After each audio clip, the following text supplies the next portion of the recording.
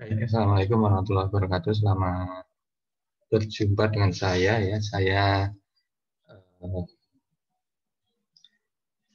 dosen di Teknik Pertanian ya, FTP.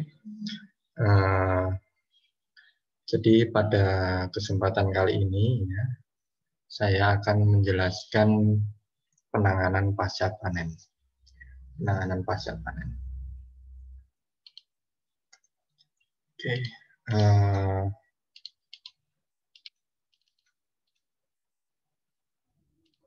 Oke.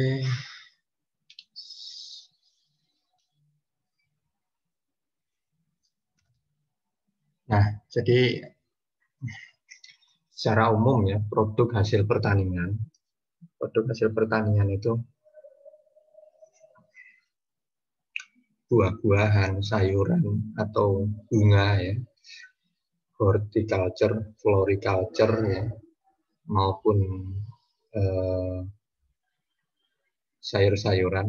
Ini merupakan produk yang pada umumnya tidak memiliki posisi tawar yang tinggi. Kenapa? Karena penawaran produknya ya relatif kecil dan juga daya simpannya itu tidak lama ya, mudah rusak. Kemudian perlu ruang dan biaya penyimpanan yang relatif besar. Pengangkutannya juga ya dari satu tempat ke tempat lain butuh biaya, mahal, harga relatif murah ya dibandingkan dengan volumenya. Kemudian biaya total pemasarannya ini seringkali lebih mahal ya, dibandingkan dengan biaya produksinya. Jadi pemasarannya itu lebih mahal. Itu karakteristik umum produk hasil pertanian. Sehingga ya diperlukan penanganan ya hasil panen itu jangan sampai rusak. Jangan sampai rusak karena produk hasil pertanian ini mudah rusak atau perishable itu mudah rusak. Produk hasil pertanian ini juga tidak tahan lama. Tergantung dari kualitas penanganan pasca panennya. Kemudian kandungan airnya itu ya, sebabnya itu kualitasnya penanganan pasca panen itu handlingnya itu mungkin dibanting-banting ya, itu menyebabkan rusak. Terus kemudian kandungan air bahan pertanian itu relatif tinggi. Kemudian faktor-faktor lain seperti adanya mikroba, ya, kemudian karakteristik fisik dari produk pertanian itu sendiri ya, lunak, kulitnya kan lunak, ya ada yang keras seperti durian macam-macam. Cuma kan kalau dibanting pun nanti akan luka. Nah, sehingga kadang-kadang itu produk pertanian yang satu dan yang lainnya itu tidak seragam. Ada yang sudah matang, ada yang belum matang, ada yang setengah matang, ada yang ukurannya kecil, ada yang ukurannya sedang, ada yang ukurannya besar ya. Jadi tidak seragam. Itu juga suatu karakteristik lain dari hasil pertanian. Kan seperti itu ya hasil pertanian. Adik-adik sudah paham semua. Kemudian, nah ini contoh buah yang di sebelah kanan ini kan musiman ini, tidak setiap tahun ada itu, ya kan? Musiman, tidak setiap tahun ada. Jadi itu mempengaruhi ya apa namanya ya? Kalau orang dari daerah lain ingin menikmati produk musiman di daerah tertentu, misalnya yang terkenal mangga Banyuwangi, ya kan? Kemudian rambutan binjai, ya, durian mana lagi ya. Itu harus ada distribusi. Jadi memang ada ketergantungan alam karena musiman itu tadi, dan itu juga harus terdistribusi dengan baik. Jadi untuk ketersediaan produk ini yang bersifat musiman itu ya kadang-kadang di satu daerah itu melimpah, di daerah lain langka. Nah itu dibutuhkan distribusi yang baik. Kemudian menciptakan struktur harga yang ada di pasar itu sehingga terjadi ini keseimbangan. Jadi jika hukum permintaan dan penawaran ini, karena adik-adik pasti paham sekali hukum ini ya, yang menentukan harga itu ya. Jadi kalau permintaannya banyak, penawarannya sedikit, pasti harganya naik. Kalau permintaannya sedikit, penawarannya banyak, itu pasti turun. Seperti itu. Kemudian memiliki banyak produk substitusi. Jadi kadang-kadang itu produk pertanian bisa digantikan, substitusi itu pengganti. Jadi misalnya ingin vitamin C gitu ya, misalnya ingin buah tertentu yang kandungan vitamin C-nya tinggi, tetapi kan misalnya buah tertentu itu ya, itu misalnya mangga gitu kan tidak tersedia setiap tahun, perlu substitusi ya, buah lain ya, bisa jadi pakai tomat ya, yang ketersediaannya lebih setiap tahun itu lebih continue ya, lebih continue. Nah, produk pertanian ini selain dikonsumsi juga sebagai input produksi, maksudnya tomat itu kan bisa dikonsumsi langsung, bisa dibuat saus, bisa dibuat bumbu spaghetti ya, bisa dibuat apa lagi, banyak ya, jenisnya banyak. Nah, ini konsumsi buah dan sayur ya. Ini pasti datanya sudah lama ya. Ini pasti akan berubah. Saya yakin Indonesia pasti ya yang paling banyak ini karena penduduknya banyak juga ya. Tetapi di sini ya, harusnya kan paling banyak ya, tetapi di sini malah paling sedikit konsumsi sayur sama buahnya. Kenapa ini? Manusianya banyak tapi konsumsinya sedikit. Karena kebanyakan makan ini ya, kenyang ya, makan nasi, malah makan roti ya. Dia tidak mengkonsumsi buah dan sayur. Nah ini, sehingga ini suatu keprihatinan ini. Saya yakin adik-adik semua ini jarang yang makan buah. Paling hanya beberapa saja. Kalau saya waktu kuliah di luar itu pasti ya, pasti itu bawa apel, pisang. Itu setiap mahasiswa bawa seperti itu ya, apel lah minimal apel ya, pisang untuk dimakan ya, bawa ke kuliah ya, jadi makan sambil diskusi gitu ya, makan buah sambil diskusi ya itu. Sehingga ini pola hidup sehat ini perlu dibudayakan. Nah, kalau di Indonesia dilihat dari konsumsinya itu angkanya paling kecil sendiri, padahal penduduknya paling besar sendiri. Oke, jadi biasakan ya makan buah sama makan sayur ya. Tuh. Di Malang ini yang menjamur malah lalapan jamur, lalapan ayam ya, lalapan ikan. Ya. Ikan jarang ikan ini juga jarang ini. Ya, sayurnya ini lalapan ini sayurnya paling dibuangin ini sama adik-adik semua. Ya, tidak dimakan. Nah, itu ya yang jadi keprihatinan, padahal sayur itu sangat baik ya untuk antioksidan ya, supaya awet muda gitu kan. Adik-adik ini mumpung masih muda itu diawetkan ya. Nah, supaya awet muda, jangan sampai nggak makan sayur nanti cepat tua. Oke, itu selingan saja ya untuk pola hidup sehat. Itu ya. Kemudian kembali ke topik ini, kehilangan pasca panen pada buah dan sayur. Itu antara 20 sampai 50%. Ini Pak Budi Astra ini, Pak Wayan Budi Astra ini dosen IPB. Di kehilangan pasca panen ini pada buah dan sayur antara 20 sampai 50%.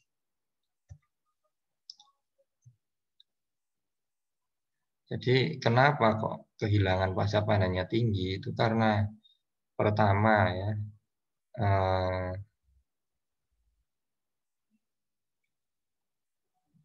mengalami susut ya, masih masih ada respirasi. Jadi kalau buah-buahan ya, habis dipetik itu belum mati, buah-buahannya itu masih hidup, masih bernafas. Ya. Sehingga kadang-kadang dibiarkan ya, itu ada buah yang masak sendiri ya. Contohnya apa? Ya, contohnya pisang itu. Namanya buah apa itu? Klimaterik. Jadi dia masak sendiri kalau dibiarkan. Nah, itu nanti mempengaruhi yaitu masa dari buah atau sayur itu. Kemudian kadang-kadang ada yang rusak, nah ini yang dibuang. Nah, kadang-kadang seperti itu.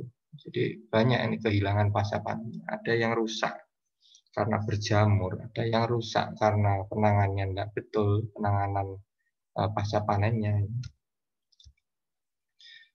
Jadi kerusakan-kerusakan ini kalau digolongkan banyak.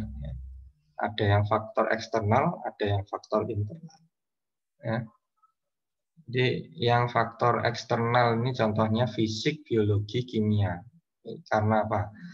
Ya, karena ada fisik, biologi, kimia. Biologi itu pasti mikroba ya, kimia itu ya.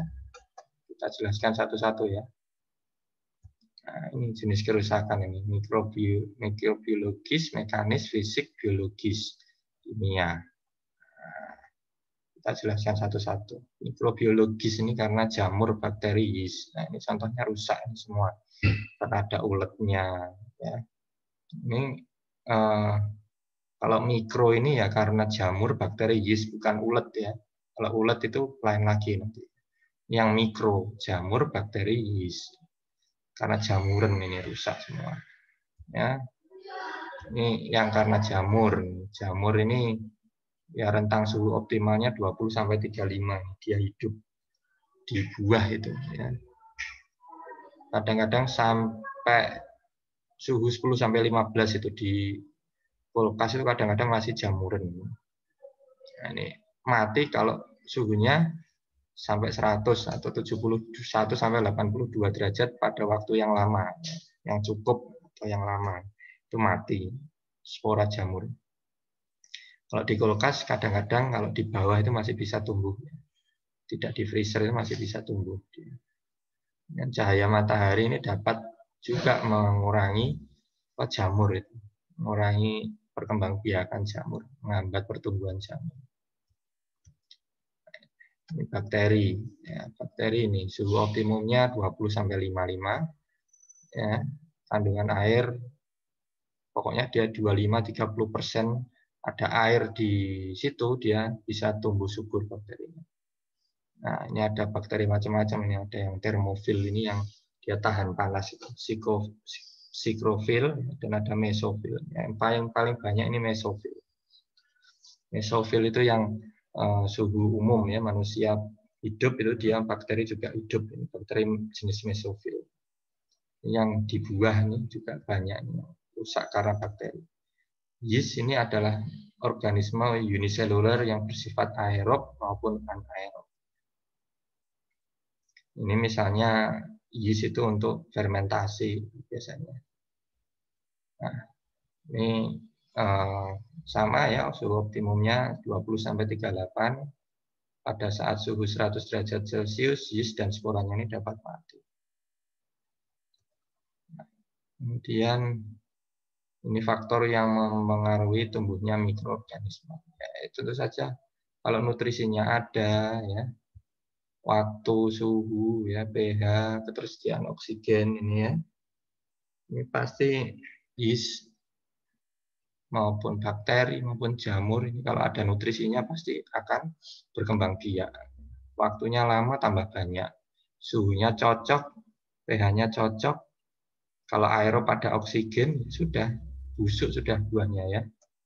Nah, kemudian satu lagi ini namanya AW atau aktivitas air. Ini ketersediaan air. Ketersediaan air. Ya, kemudian senyawa kimia lain, ya, radiasi, ya, itu yang menyebabkan juga faktor-faktor yang mempengaruhi ya, mikroorganisme. Ini sekarang kerusakan mekanis. Kerusakan mekanis itu karena apa? Ya, mekanik itu ya karena memar, ini pasti jatuh ini, ya. Rotasinya dibanting, ya. Pada saat grading digelundungkan terlalu kencang, jadi memar. Biasanya baru muncul beberapa hari kemudian, ya, seperti adik-adik ini kalau misalnya jatuh, ya, memar itu biasanya sehari kemudian baru terasa itu apa namanya kelihatan merahnya memar. Sama buah juga makhluk hidup juga, ya, jadi memar juga, ya, setelah dipanen karena benturan. Dalamnya juga rusak, ya, jaringannya rusak, ya, karena benturan. Itu namanya kerusakan mekanis. Itu faktornya apa? Tekanan, deformasi itu perubahan bentuk, ya, karena ada tekanan tadi, ya, tekanan tertekan atau terbentur tadi, ya. Ya, misalnya pengemasannya itu melebihi kapasitas, jadi kapasitasnya harusnya 10 kilo, dimasukkan 12 kilo, jadi ditumpuk-tumpuk kemudian dimasukkan, ya, sehingga ini banyak yang rusak, ya. Kemudian kotak pengemas ini yang kurang kuat, ya, tidak kuat untuk menahan tumpukan, ya. Misalnya kardus jeruk ini harusnya maksimal, biasanya ada tulisan maksimal 5 karton, nah itu ditumpuk sampai 10 karton, ya, sampai 10 kardus, ya. Akibatnya yang paling bawah, ya, tidak kuat dia menimpa tekanan itu yang di atas, ya. Dan gesekan, ya. Gesekan ini karena, ya, pengemasan yang tidak tepat, ya. Jadi ketika transportasi misalnya dia goyang-goyang akhirnya bergesekan, rusak. Luka, ya. Jadi luka ini karena alat panen misalnya nggak sengaja menggores, kena duri, ya. Kemudian kena tangkai. Inilah yang menyebabkan nanti kalau ada luka gores ini mikroba ini bisa masuk. Kalau sudah bisa masuk itu mikrobanya, ya, berkembang biak nanti, rusak nanti, ya. Tuh, ya. Kemudian pecah atau hancur ini banyak disebabkan karena jatuh, ya. Atau karena insek, ya. Insek apa, serangga, parasit, tikus, ya. Ini kerusakan fisik ini, ya. Kerusakan fisik tadi kan kerusakan mekanis, ya, tadi, ya. Ini pecah hancur ini kerusakan mekanis, ini sekarang kerusakan fisik. Fisik ini karena serangga, ya, parasit atau tikus, ini ada bekas gigitan, ya. Misalnya ada kelelawar itu, codot itu, ya, di mangga itu kan ada bekas gigitan, ya, mangganya, ya.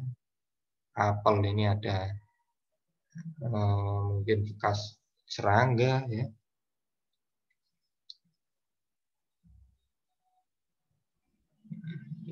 Kerusakan fisik, ya. Jadi fisik itu kaitannya seperti itu. Atau karena sinar matahari, ya, udara, oksigen dan sebagainya, ya. Sinar matahari ini juga bisa menyebabkan kerusakan fisik. Misalnya ini yang karena letak buahnya tersembunyi, yang sebagian kena sinar matahari, yang sebagian tidak kena. Nah, itu warnanya jadi belang, ya, warnanya jadi belang, termasuk kerusakan fisik. Kemudian yang berikutnya kerusakan biologis. Ini biologis itu karena tadi, ya, respirasi. Jadi respirasi ini menyebabkan kebusukan. Kenapa? Di buah ini kalau masih bernafas dia, kalau masih bernafas itu akan mengurai zat-zat senyawa yang ada di dalam buah itu menjadi CO2 dan air dan sejumlah energi. Di bernafas kan itu, ya. Nafas kan dia mengurai terjadi metabolisme, ya, sehingga kalau lama-lama, ya, di suhu ruang ini biasanya berubah itu, ya, berubah menjadi, ya, menjadi kisut, ya. Kisut itu teksturnya menjadi mengkerut itu, ya. Semakin lama maka semakin cepat busuk, ya. Misalnya mangga itu kalau kamu biarin, ya, kalau dibiarkan itu nanti selama-lama akan mengkerut dan cepat busuk karena over matangnya over. Ya, gitu. Nah, ini laju respirasi ini hubungannya dengan daya simpan. Dengan daya simpan. Ini yang mempengaruhi laju respirasi. Ada faktor internal, contohnya susunan kimia jaringan, besar kecilnya komoditas. Besar kecilnya komoditas ini maksudnya ya komoditas yang ukurannya kecil, ukurannya besar ini beda-beda ya. Kulit penutup untuk pelapis alaminya, tipe jenis jaringannya. Ya, kalau yang faktor eksternal ini ya bukan dari yang buah itu sendiri ya, tetapi dari faktor luar, misalnya suhu, oksigen, itu kan luar. Zat pengatur tumbuh, misalnya diberi apa itu, kalau di peram itu, diimbu atau diperam, ya, diberi gas etilen, ya. Kemudian terjadi kerusakan fisik dan mekanis, ini mempengaruhi laju respirasi. Nah, pengolahan, ya. Ini pengolahan buah-buahan, sayur, ya. Jadi yang pertama ini ada dumping. Dumping itu ya ketika didatangkan itu ya. Kemudian initial sorting ini sorting yang pertama ini biasanya yang rusak-rusak ini dibuang dulu ya, yang tadi ya, yang rusak baik itu kerusakan fisik, mekanis, biologis ya, mikrobiologis itu dibuang, dibuang ya. Kemudian pre-sizing ini untuk size ya, ukuran yang kecil, besar, sedang ya. Kemudian dicuci, kemudian ditiriskan, kemudian di apa? Hilangkan ya kelembaban, maksudnya airnya itu benar-benar dihilangkan ya.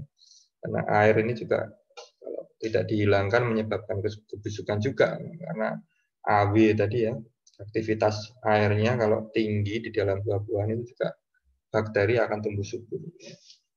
Mikroba, nggak cuma bakteri saja. Kemudian grading ya, grading ini ya berdasarkan grade, kalau size itu berdasarkan ukuran, kalau grading itu berdasarkan grade-nya. Grade-nya itu ya yang misalnya warna, kemudian aroma, ya, kemudian ya, jadi beda buah beda grade ya. Misalnya pisang ini misalnya warnanya, bentuk, ukurannya. Kalau jeruk juga gitu ya. Selain bentuk itu warnanya ya, kemudian ada cacat atau tidak, ini grading. Kalau yang grade 1 harganya lebih mahal, grade 2 agak murah. Kalau undergrade ya, itu berarti ya yang paling jelek ya. Packaging baru dikemas. Kemudian pre-cooling ini didinginkan tetapi tidak terlalu drastis ya suhunya. Pre-cooling ini hanya mendinginkan biasa saja. Kalau cold storage ini sudah dingin. Jadi nggak boleh buah sayur langsung di suhu rendah sekali itu langsung rusak. Jadi perlahan-lahan mendinginkannya. Baru ditransportasi atau didistribusikan ke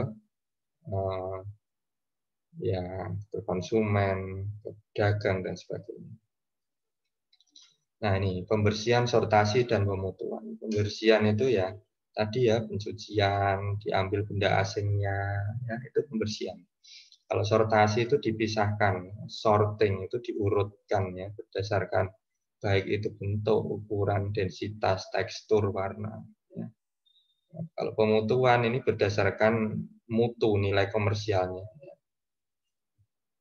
Ini lebih banyak ini faktornya, misalnya kalau mutunya ini misalnya kalau sudah ukurannya besar, ya, kulitnya bersih, tidak ada cacat, ini mesti lebih mahal, ini grade A. Kalau mungkin ada besar tapi kulitnya nggak begitu, ya misalnya mangga ini kulitnya ada ya nggak begitu mulus ya, ini masuk grade B, atau ukurannya lebih kecil lagi masuk grade B. Nah itu mutu ya, faktor mutu, atau nanti tergantung dari nilai komersialnya. Nah ini tadi ya dumping.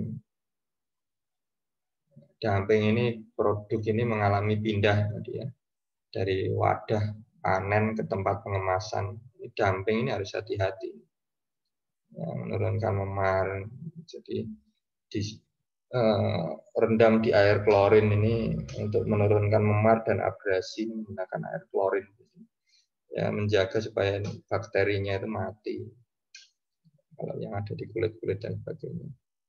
Ini kalau dumping basah. Kalau dumping kering itu harus, ya, paling tidak apa namanya, alasnya itu jangan keras, ya, empuk, ya, misalnya terbuat dari bahan yang ada unsur karetnya, ya, sehingga tidak bikin kerusakan mekanis tadi, kemiringannya landai atau konveyornya bisa berjalan dengan baik, ya, tidak membuat kerusakan mekanis tadi. Ya, contohnya seperti ini. Oke, ya. Kemudian initial sorting. Ini mengeliminasi produk rusak. Ya. Misalnya yang busuk-busuk ini jangan sampai produk yang baik ketularan dengan yang busuk-busuk itu tadi. Kemudian jangan sampai yang busuk-busuk ini nanti malah mengotori yang lain. Nah, itu harus dipisahkan. Kemudian pembersihan ini, ya, ada yang kering, ada yang basah, ya. Bisa, kalau kiwi, apokat ini biasanya kering, kalau basah ini dicuci dengan air, ya, apel, jeruk. Nah, tapi harus harus diperhatikan cuci dengan air ini, kalau biasanya airnya dicampur dengan klorin. Klorin ini supaya bakterinya atau bakteri atau mikrobanya ini mati.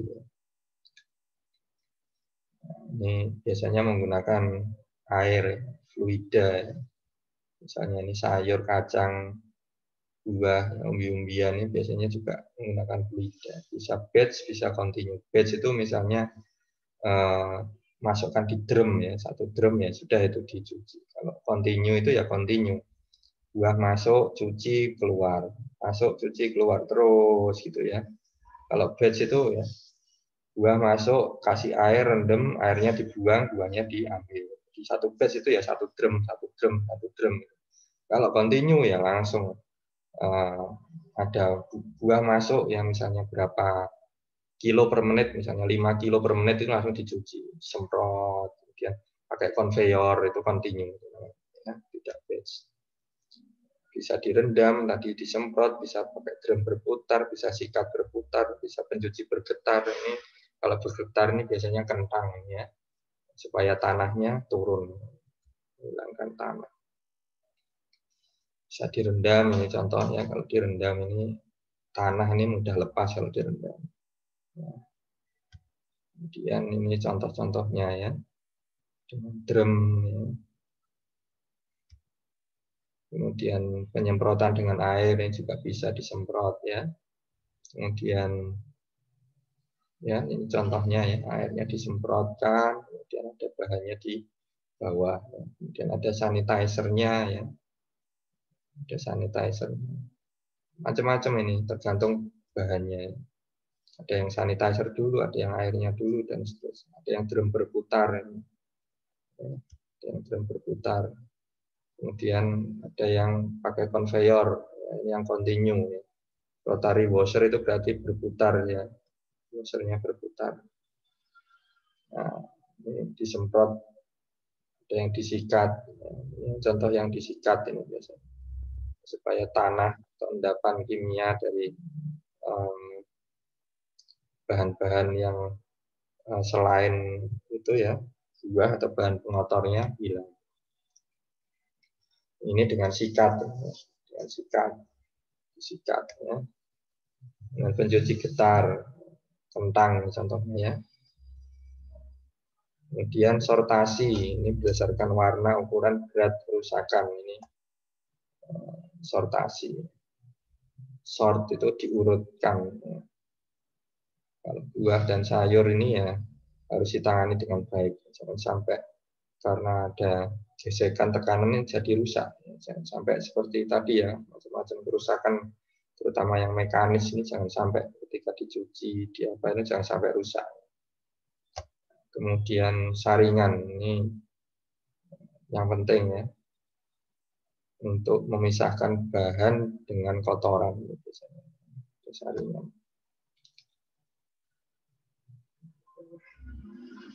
Atau bahan yang ukurannya kecil dengan yang agak besar dengan yang lebih besar lagi, nah itu bisa menggunakan saringan. Kemudian sabuk pembagi ini maksudnya adalah jadi seperti buah ya, buah jeruk atau cabai ya.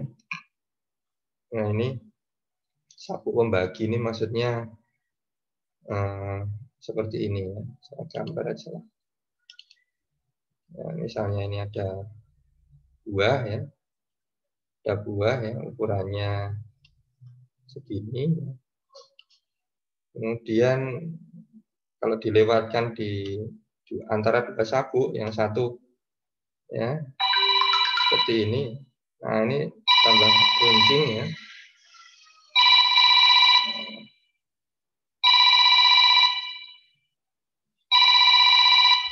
Nah